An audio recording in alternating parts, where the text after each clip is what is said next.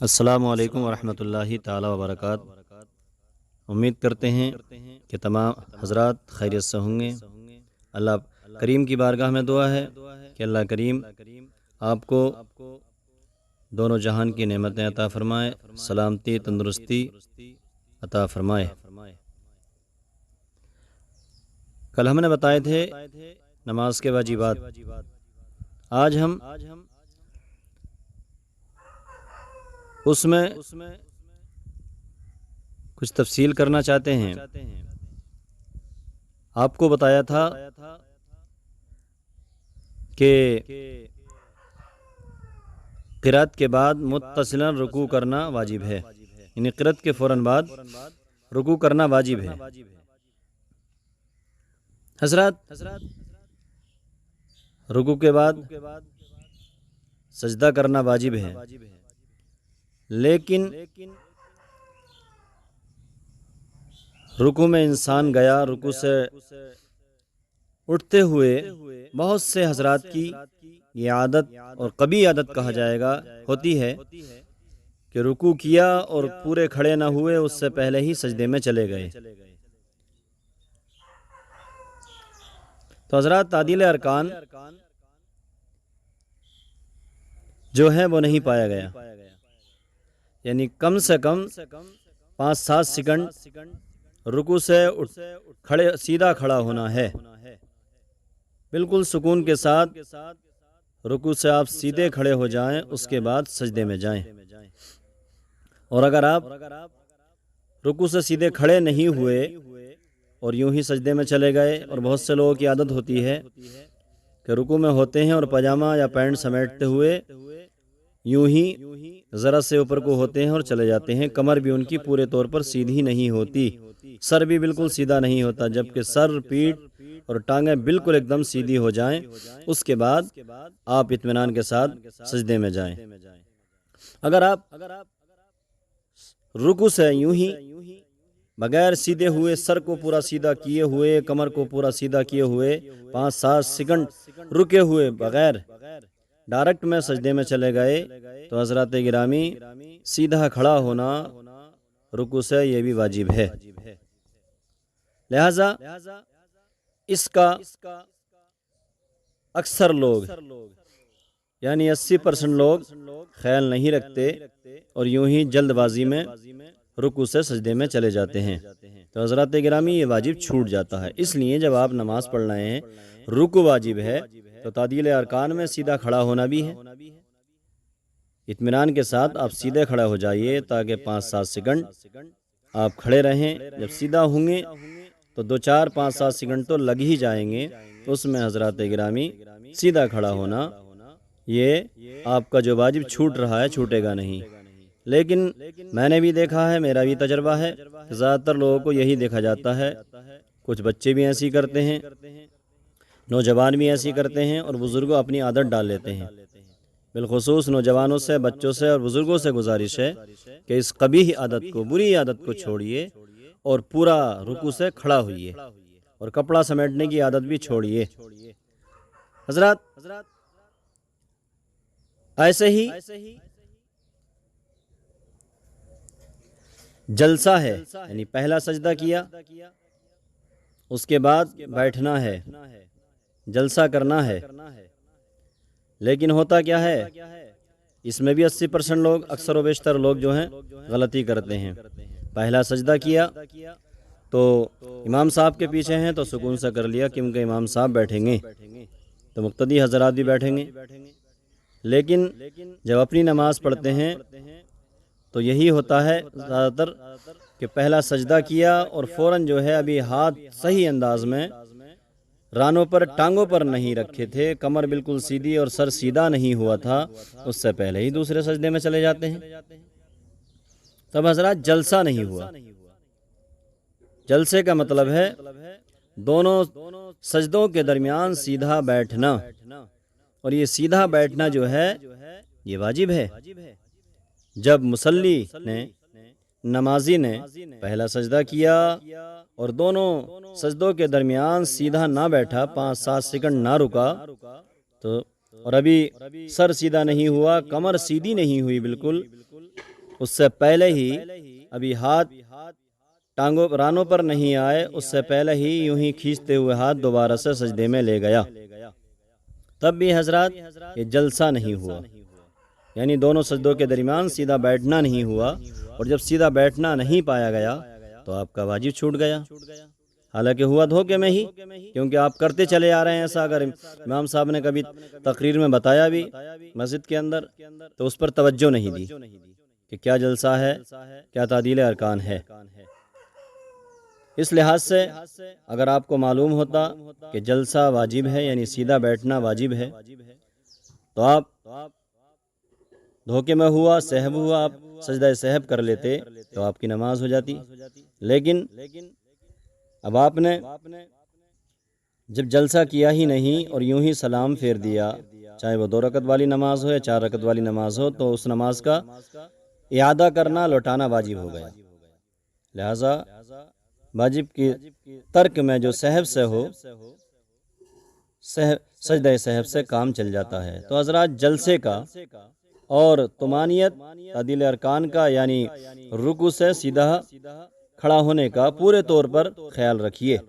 یہ غلطیاں بہت ہوتی ہیں، ایسا نہیں ہے کہ صرف مقتدی حضرات کرتے ہیں، بلکہ ایسے ہمارے ائمہ حضرات کے پیچھے نماز پڑھنے کا موقع ملا ہے کہ وہ بھی مقتدیوں میں رہ کر مقتدی ہی کی طرح ہو جاتے ہیں، جلد بازی میں رکوع اور جلد بازی میں سجدہ، رکوع سے اٹھے اور فوراً کھڑے نہ ہوتے ہوئے چلے گئے جلدی سے، 5-7 سیکنڈ جو رکنے کا حکم ہے وہ نہیں۔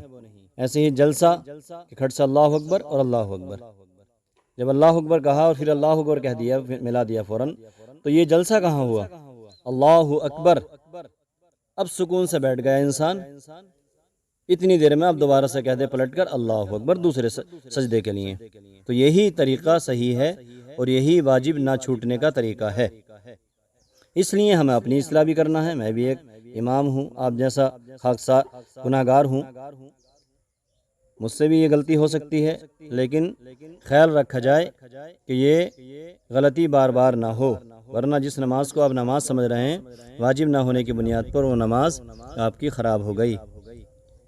لہذا آپ حضرات سے گزارش ہے کہ ان چیزوں کو خود بھی یاد کریں اور دوسروں کو بھی یاد کرانے کی کوشش کرائیں۔ ایسے ہی ایک چیز ہے، کوئی شخص جلد مسجد میں آیا، میں نے بتایا تھا کہ نیت دل کے پکے ارادے کے ساتھ نماز پڑھنا ضروری ہے۔ نیت معنی ہے دل کے پکے ارادے کے ساتھ نماز پڑھنا۔ اب یہ ہے کہ انسان چاہے نیت کے الفاظ زبان سے کہہ لے یا یوں ہی پہلے سے ہی نیت کیے ہوئے ہو اللہ اکبر کہے۔ تکبیر تحریمہ جو میں نے بتایا تھا نماز میں اللہ اکبر کہنا شرط ہے، تو حضرات ہوتا یہ ہے کہ امام صاحب رکوع میں ہیں اور فوراً پیچھے سے مقتدی حضرات پہنچے اور بس اللہ اکبر کہتے ہوئے فوراً کھڑے ہو گئے۔ اس میں بھی 5-7 منٹ کا وقفہ ہونا ضروری ہے۔ اگر اللہ اکبر کہا اور کھڑے نہ ہوئے تو نماز ہی نہ ہوئی۔ اس لیے اس پر بھی توجہ دینا ضروری ہے۔ اللہ اکبر کہتے ہوئے ہاتھ باندھ لینا ہے ناف کے نیچے، اور جب پتہ لگ جائے کہ ہاں ہم تھوڑی دیر کے لیے کھڑے ہو گئے تو پہلی رکعت کہلائے گی، نہ تو یہ پہلی رکعت بھی فوت ہو جائے گی۔ ہاں اب آپ کہیں گے کہ ہمارا جب رکوع نکل رہا ہے تو ایسی حالت میں ہم کیوں کھڑے ہوں، تکبیر تحریمہ کہہ کے فوراً چلے جائیں؟ اس لیے ہمیں اس کا اندیشہ ہے کہ ہماری رکعت چلی جائے گی۔ تو کوئی بات نہیں ہے، امام صاحب کو آپ نے رکوع میں پایا ہے اور آپ کو جب رکوع نہیں ملا کیونکہ آپ نے تکبیر تحریمہ کہی اور 5-7 سیکنڈ جو رکنے کا حکم ہے وہ نہیں پایا گیا، تو آپ کی رکعت کیا نماز بھی نہیں ہوگی؟ اس لیے آپ صحیح انداز میں تکبیر تحریمہ کہہ کر ناف کے نیچے ہاتھ باندھیں، اس کے بعد آپ کو سکون مل جائے کہ اب میں نماز میں شریک ہو گیا، تو چاہے رکوع ملے یا نہ ملے تو آپ سجدے میں چلے جائیں، امام صاحب کے ساتھ میں سجدہ کر لیں۔ اس کے بعد جو ہے جو پہلی رکعت چھوٹی ہے اس کو بعد میں آپ ادا کریں، لیکن رکعت نہیں مانی جائے گی اگر آپ نے یوں ہی بھی امام صاحب کے ساتھ شرکت کر لی اور امام صاحب رکوع سے اٹھ رہے تھے۔ اس لیے جو ہے آپ کو تکبیر تحریمہ کہہ کر ناف کے نیچے ہاتھ باندھ لینا ہے، اور جب آپ کو مطمئن ہو، دل اطمینان سے ہو جائے آپ کا کہ میں نے واقعی میں جو ہے امام صاحب کو پا لیا اور اب میری شرکت ہو گئی، تو آپ رکوع میں شریک ہو سکتے ہیں، رکوع ملا تو صحیح، نہیں ملا تو آپ اسی حالت میں سجدے میں چلے جائیں، یا آپ کی ایک رکعت چھوٹے گی، اس کو آپ بعد میں شروع سے ادا کر لیں گے امام صاحب کے نماز اور سلام پھرنے کے بعد۔ حضرات یہ باتیں چھوٹی چھوٹی ہیں، لیکن مصلی حضرات، نمازی حضرات اس میں کوتاہیاں کرتے ہیں اور غلطیاں کرتے ہیں، اور اپنے اماموں سے پوچھتے نہیں کہ حضرت امام صاحب، مولانا صاحب، عالم صاحب، مفتی صاحب، مجھ سے ایسا ایسا ہوتا ہے، ہمیں نماز کی حالت میں رکوع میں امام صاحب کو پایا تو کیا کرنا چاہیے؟ اس کے بارے میں نہیں پوچھتے ہیں، قسم قسم کے طرح طرح کے فتوے لگاتے ہیں اماموں پر۔ ارے تم جانتے ہی نہیں ہو تو امام صاحب فتویٰ لگوانے کے لیے تھوڑی آئے ہیں، بلکہ تمہاری اصلاح کرنے کے لیے آئے ہیں، نماز پڑھانے کے لیے آئے ہیں، مسائل بتانے کے لیے آئے ہیں۔ یہ قوم کے رہبر ہیں، لہذا ان سے سیکھنے کی کوشش کیجئے۔ جب ان کے پاس بیٹھیں گے اور تکبیر تحریمہ کا مسئلہ پوچھیں گے کہ امام صاحب کو رکوع میں پایا تو ہم کیا کریں، کہ فوراً نیت کرتے ہی ڈائریکٹ رکوع میں چلے جائیں یا ناف کے نیچے ہاتھ باندھیں، کیا کریں؟ تب یہ بتائیں گے۔ ایسے ہی آپ نے کبھی سوال ہی نہیں کیا کہ حضرت ہم رکوع کرتے ہیں تو رکوع سے ہم جو ہے یوں ہی بغیر سیدھے کھڑے ہوئے سجدے میں چلے جاتے ہیں، ہمارا سر سیدھا نہیں ہوا، کمر سیدھی نہیں ہوئی، پیٹھ سیدھی نہیں ہوئی، تو کیا ہماری نماز ہوگی یا نہ ہوگی؟ یہ چھوٹ جو رہا ہے، یہ واجب ہے، فرض ہے، شرط ہے، سنت ہے، کیا ہے؟ جاننے کی کوشش نہیں کی۔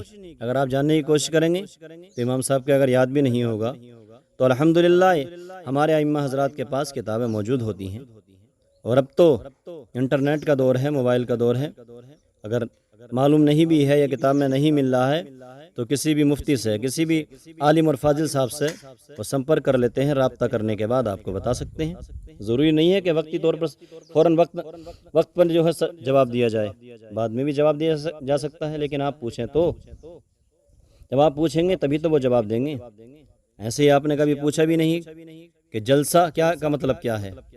امام صاحب نے تقریر کی ہوگی، کسی مولانا نے تقریر کی ہوگی، کبھی تو ہوئی ہوگی کہ جلسہ کیا۔ ہم جلسے کو سمجھتے ہیں کہ عوام جمع ہو جائے وہی جلسہ ہے، یہاں پر نعت ہو، تقریر ہو، وہ جلسہ وہ بھی ہے، لیکن یہاں پر جو ہے نماز کی بات چل رہی ہے تو دونوں سجدوں کے درمیان سیدھا بیٹھنا ہی جلسہ کہلاتا ہے۔